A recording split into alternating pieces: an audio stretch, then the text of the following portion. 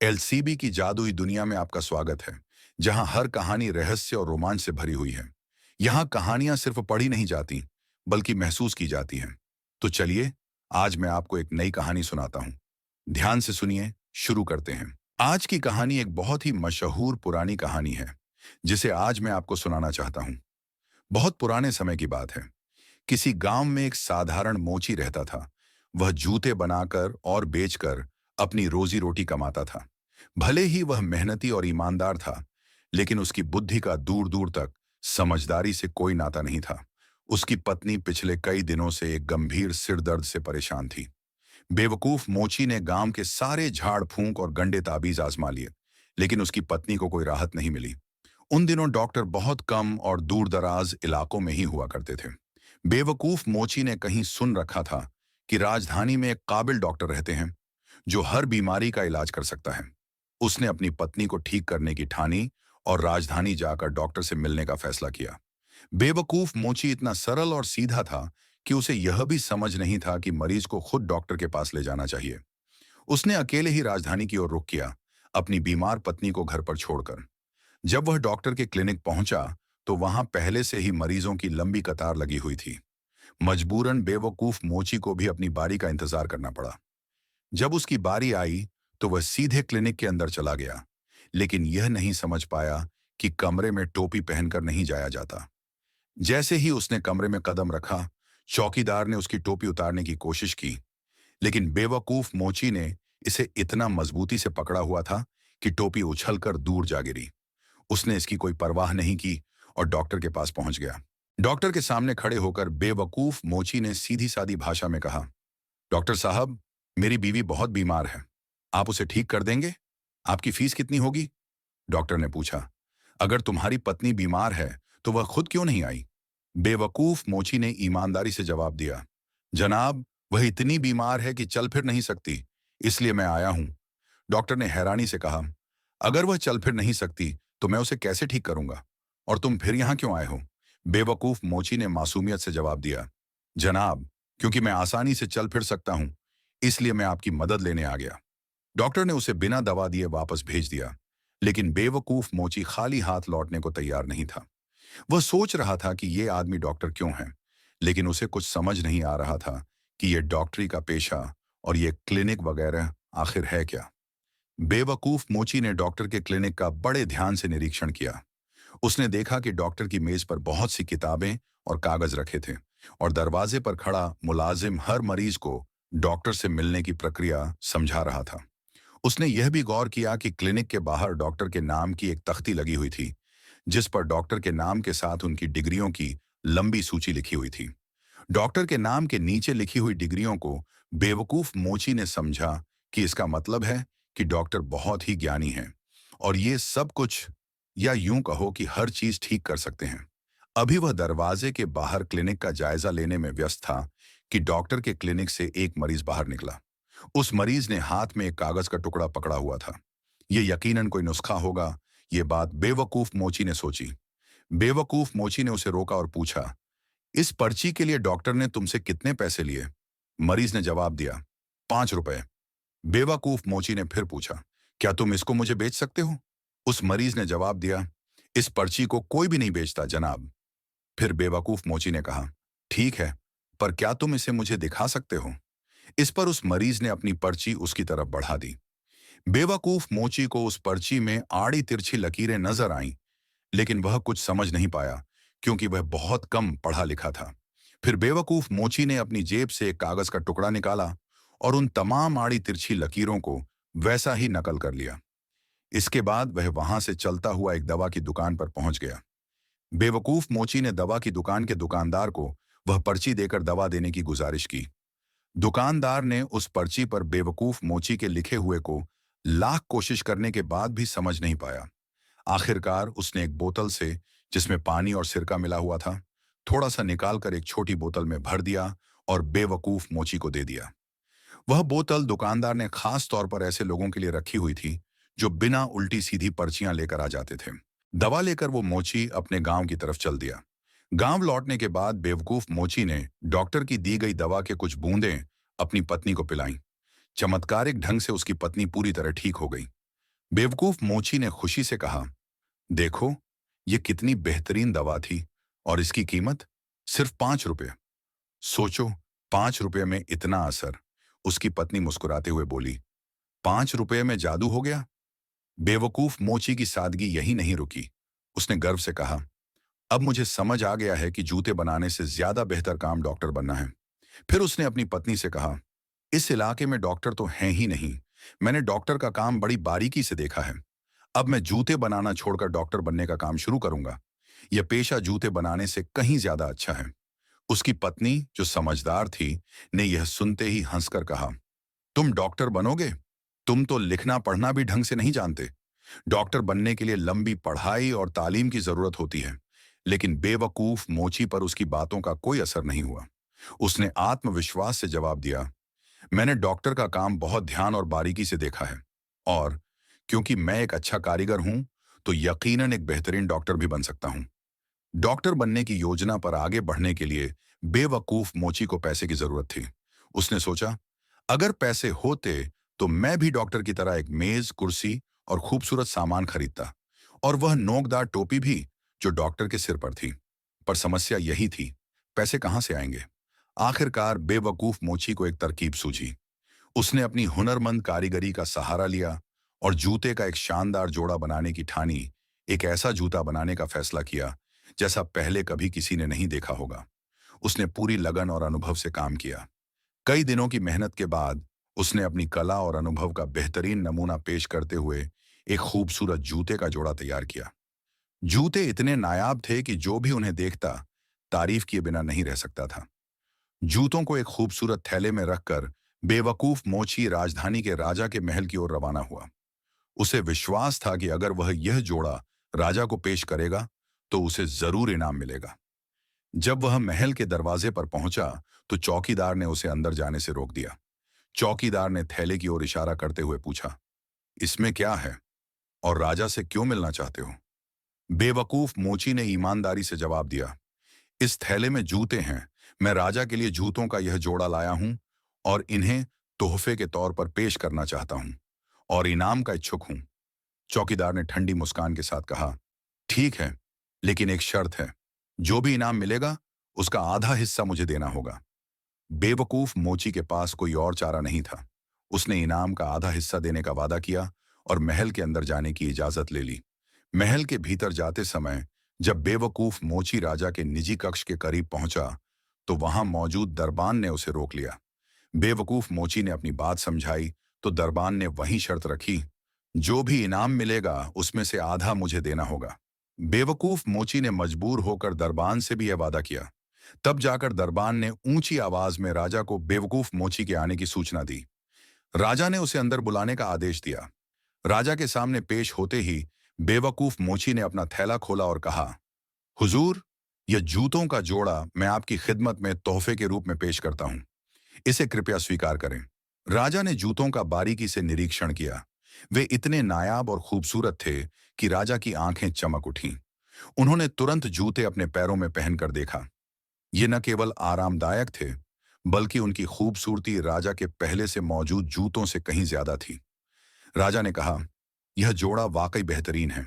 तुमने यह कैसे बनाया? बेवकूफ मोची का दिल खुशी से झूम उठा। उसे यकीन हो गया कि अब उसकी मेहनत रंग लाएगी। बेवकूफ मोची ने जूतों का जोड़ा देखकर बादशाह को इतना प्रसन्न किया कि बादशाह ने कहा, यह वाकई बेहतरीन और शानदार जूते हैं। इनकी कीमत तो सोने के सिक्कों का एक थैला होनी चाहिए। तुम्हें इस मेहनत के लिए अच्छा इनाम मिलना चाहिए। लेकिन बेवकूफ मोची ने सिर झुकाकर कहा, आलीजा, मुझे सोने के सिक्कों का थैला नहीं चाहिए। मेरी एक और ही ख्वाहिश है, मुझे 100 कोड़े मारने का हुक्म दें। यह सुनकर बादशाह हैरान रह गया। उसने पूछा, यह कैसी अजीब ख्वाहिश है? परंतु जब बेवकूफ मोची ने इस पर जोर दिया तो बादशाह ने उसकी इच्छा पूरी करने का आदेश दे दिया। गुलाम कोड़े लेकर आया, लेकिन इससे पहले कि बेवकूफ मोची को कोड़े लगें, उसने हाथ जोड़कर बादशाह से निवेदन किया, हुजूर, कृपया दरबान को भी बुलवा लें। वह भी इस इनाम का आधा हकदार है। दरबान, जो इस बात से अनजान था, खुशी खुशी कमरे में दाखिल हुआ। बेवकूफ मोची ने उससे पूछा, क्या तुमने इनाम के आधे हिस्से का वादा मुझसे लिया था?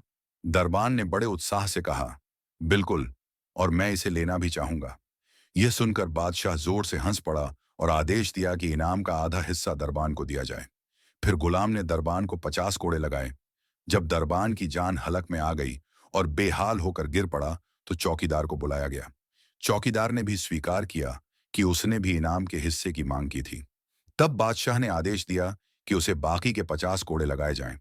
कोड़ों की मार के बाद दोनों दरबान और चौकीदार जमीन पर पस्त हो गए। इस पूरी घटना से खुश होकर बादशाह ने बेवकूफ मोची की अक्लमंदी और होशियारी को सराहा। उसने उसे सोने के सिक्कों की 2 थैलियां इनाम में दी और रुखसत कर दिया। बेवकूफ मोची खुशी खुशी अपने घर लौटा और अगले ही दिन नजदीकी शहर की ओर रवाना हुआ। वहां उसने बादशाह के दिए इनाम के कुछ सिक्कों से एक सुंदर घर खरीदा। उसने लिखने की मेज, कुर्सियां, कागज, कलम और अन्य सामान भी खरीदा।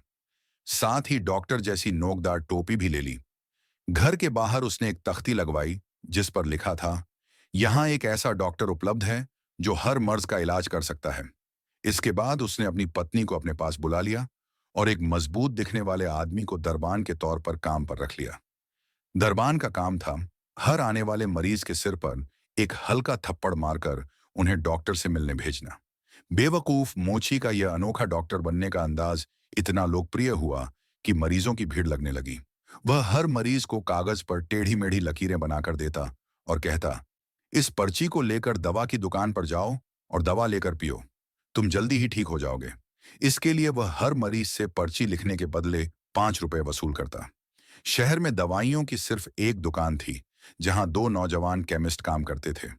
वे बेवकूफ मोची के नुस्खों को देखकर हैरान रह जाते, क्योंकि उन पर लिखी बातें उनकी समझ से बाहर होती। उनके पल्ले कुछ भी नहीं पड़ता। वह शर्म के मारे वो नुस्खे डॉक्टर को वापस नहीं कर सकते थे।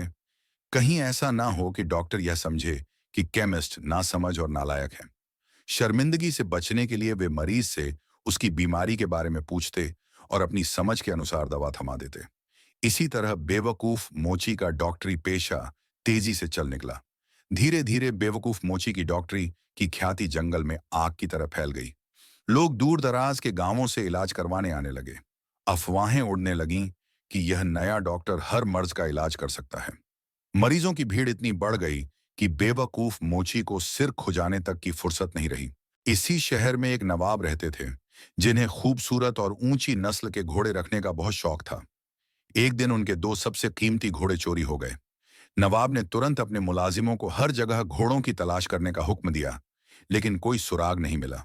गुस्से से आग बबूला नवाब ने घोड़ों की देखभाल करने वाले नौकर को बुलाया और कड़क आवाज में धमकी दी, अगर 3 दिन के भीतर मेरे घोड़े नहीं मिले तो तुम्हें अदालत में पेश करवाकर तुम्हारा सिर कलम करवा दूंगा, समझे? बेचारा नौकर नवाब के गुस्से से सहम गया और सिर झुकाकर वहां से चला गया, सोचते हुए कि अब वह इन घोड़ों को कैसे ढूंढेगा। 3 दिन की मोहलत उसके लिए पहाड़ जितनी भारी लग रही थी। नौकर घोड़ों की तलाश में निकल पड़ा। उसने हर जगह छान मारी, लेकिन नाकाम रहा। घबराहट और डर से उसकी नींद उड़ गई थी। तीसरे दिन तक हालात इतने बिगड़ गए कि उसने चारे के लिए दूसरे जानवरों की देखभाल करना भी छोड़ दिया।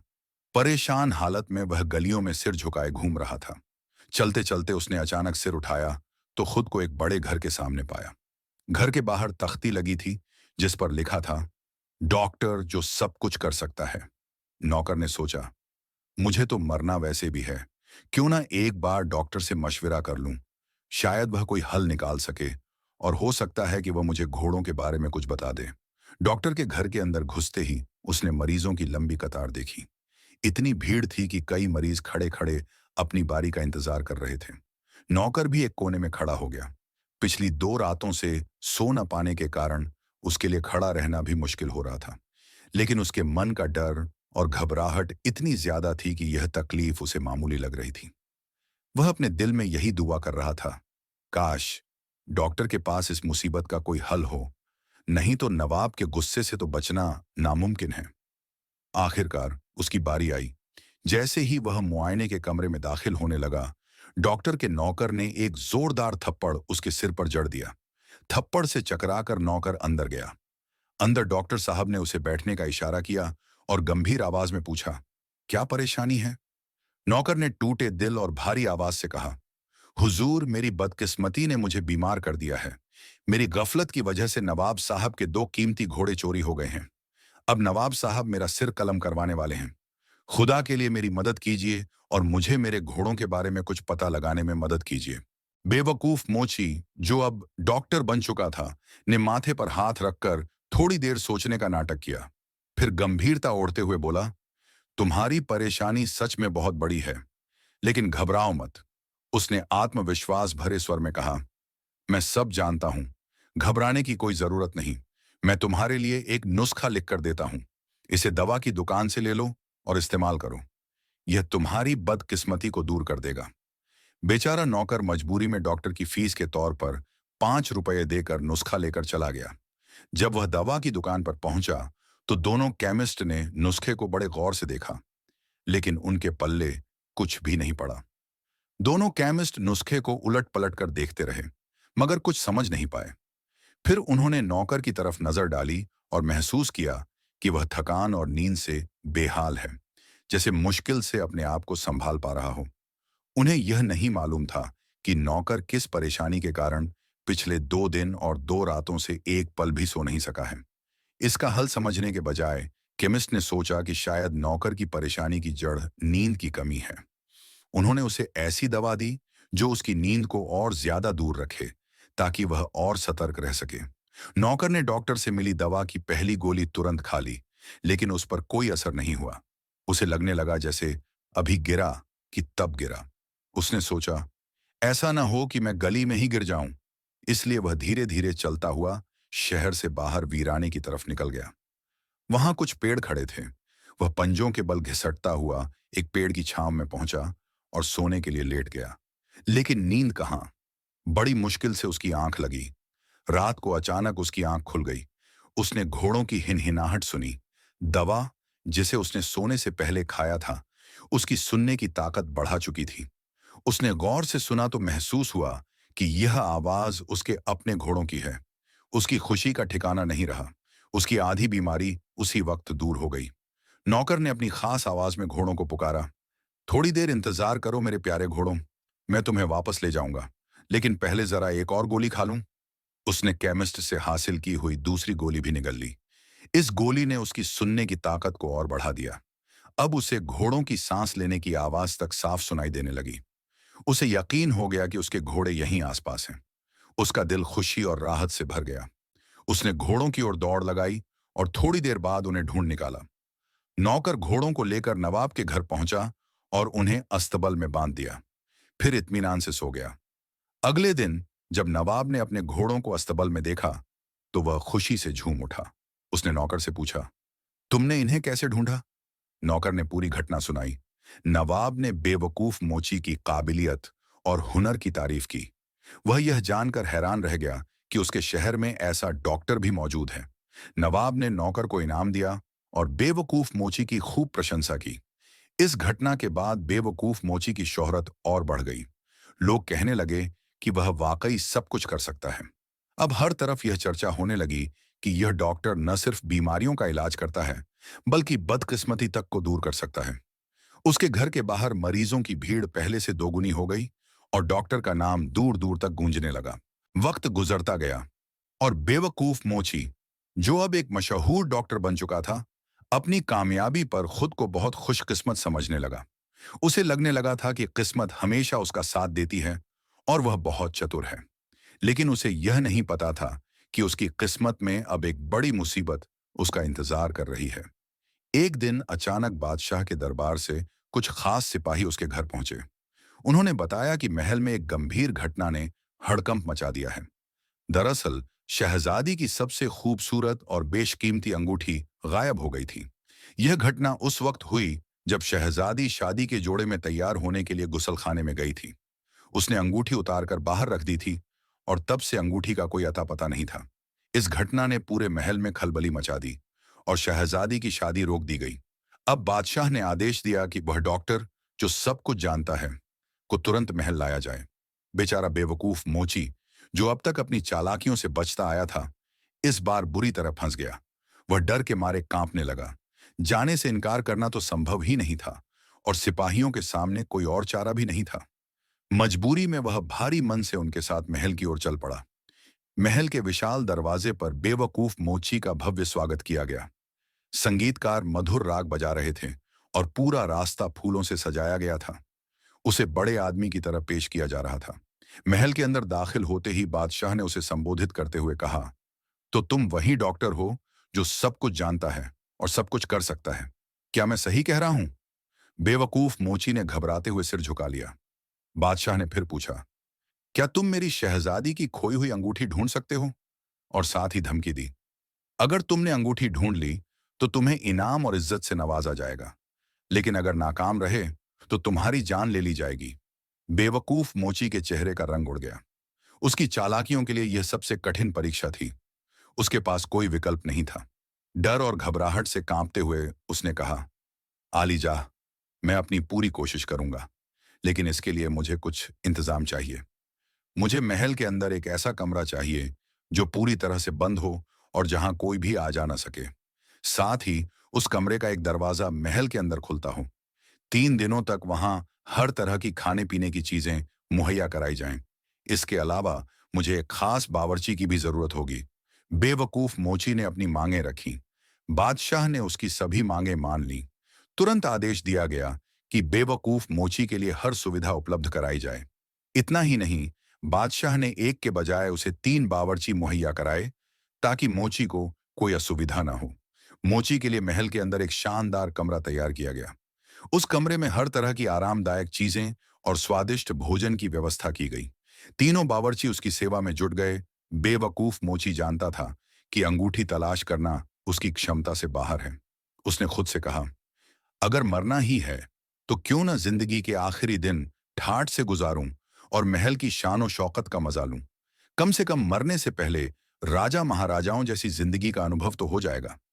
बादशाह ने उसकी सभी मांगें पूरी करने का आदेश दिया। रुद्र को न केवल एक खास कमरा दिया गया, बल्कि 3 बावर्ची भी उसके लिए नियुक्त किए गए। इन बावर्चियों का काम था उसे हर वक्त लजीज खाना और शाही सुख सुविधाएं मुहैया कराना। अब रुद्र अपने शाही कमरे में बैठा सोचने लगा, ये कैसी उलझन है। मैं अपनी जिंदगी के सबसे अच्छे और सबसे डरावने दिन एक साथ जी रहा हूं, लेकिन आखिर में क्या होगा? क्या मैं इस मुसीबत से बच पाऊंगा? महल के बाहर हर कोई यह देखने को उत्सुक था कि यह डॉक्टर क्या करिश्मा करेगा। बेवकूफ मोची ने शाही ठाट बाट के साथ पहले 2 दिन आराम और मजे में बिताए। तीसरे दिन उसने अपनी बीवी को भी महल में बुलवा लिया। उसने सोचा, मरने से पहले कम से कम अपनी बीवी से आखिरी बार बात कर लूं। रात के समय उसकी बीवी महल पहुंच गई और यह बेवकूफ मोची की जिंदगी की आखिरी रात मानी जा रही थी। अगली सुबह उसे अपनी नाकामी की सजा भुगतनी थी। बेवकूफ मोची और उसकी बीवी अपने जीवन के बारे में बातें कर रहे थे। बेवकूफ मोची के चेहरे पर डर और निराशा साफ झलक रही थी। इतने में खाने का वक्त हो गया। पहला बावर्ची खाना लेकर कमरे में दाखिल हुआ। जैसे ही बावर्ची खाना लेकर आया, बेवकूफ मोची ने अपनी बीवी से कहा, देखो, यह पहला है, लेकिन अफसोस, इस पर भी एतबार नहीं किया जा सकता। बावर्ची बेवकूफ मोची की इन बातों को सुनकर इतना घबरा गया कि थाली जल्दी जल्दी मेज पर रख दी और कांपते हुए कमरे से बाहर निकल गया। बाहर जाकर उसने अपने दोनों साथी बावर्चियों को सारी बात बता दी और कहा, डॉक्टर वाकई सब कुछ जानता है। उसने मुझ पर शक कर लिया है। अब दूसरा बावर्ची खाना लेकर अंदर जाने को मजबूर हुआ। डरते डरते वह थाली उठाकर कमरे में दाखिल हुआ। जैसे ही वह अंदर आया, बेवकूफ मोची ने उसे देखते ही अपनी बीवी से कहा, प्यारी, ये दूसरा है, लेकिन इस पर भी भरोसा नहीं किया जा सकता। ये सुनते ही दूसरे बावर्ची का रंग पीला पड़ गया। वह घबराते हुए थाली रखकर भाग खड़ा हुआ। बाहर जाकर उसने भी तीसरे बावर्ची को सारी बात बताई। तीसरा बावर्ची यह सब सुन चुका था और पहले से ही खौफ में था, लेकिन खाना ले जाना उसकी जिम्मेदारी थी। थर थर कांपते हुए वह खाना लेकर कमरे में दाखिल हुआ।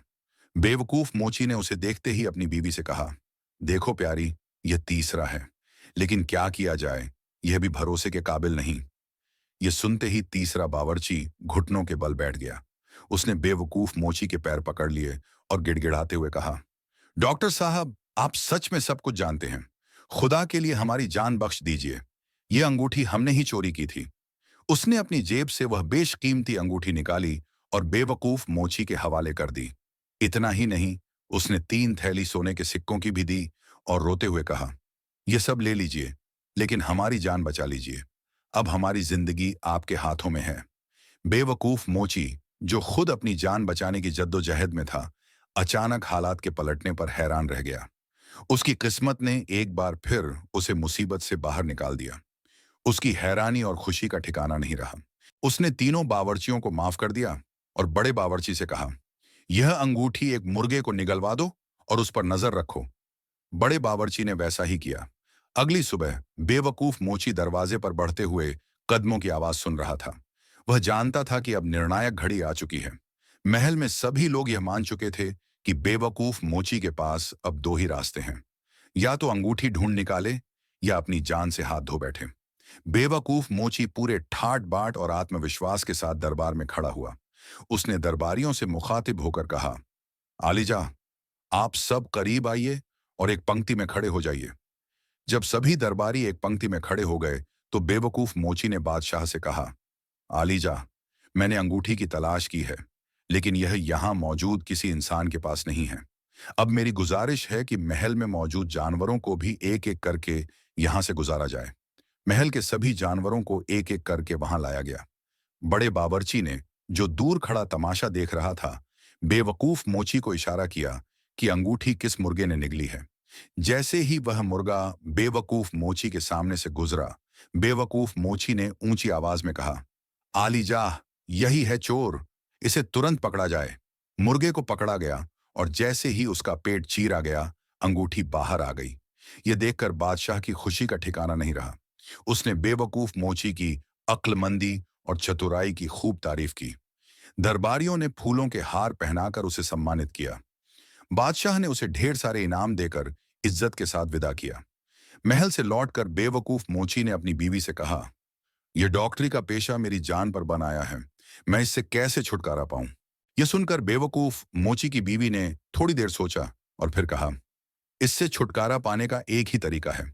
जब हम अपने घर लौटें तो हम ऐसा नाटक करेंगे जिससे गांव वालों को लगे कि तुम्हारे डॉक्टरी के सारे साधन नष्ट हो गए हैं। बेवकूफ मोची ने उत्सुकता से पूछा, कैसे? उसकी बीवी ने समझाते हुए कहा, हम घर लौटें तो घर को आग लगा देना। जब आग की लपटें उठें तो जोर जोर से चिल्लाना कि मेरी सारी किताबें और कागज जल गए। मैं लोगों के सामने नाटक करूंगी कि तुम्हें आग में कूदने से रोक रही हूं। इस तरह हम इस झूठी डॉक्टरी और इसके झंझटों से हमेशा के लिए छुटकारा पालेंगे।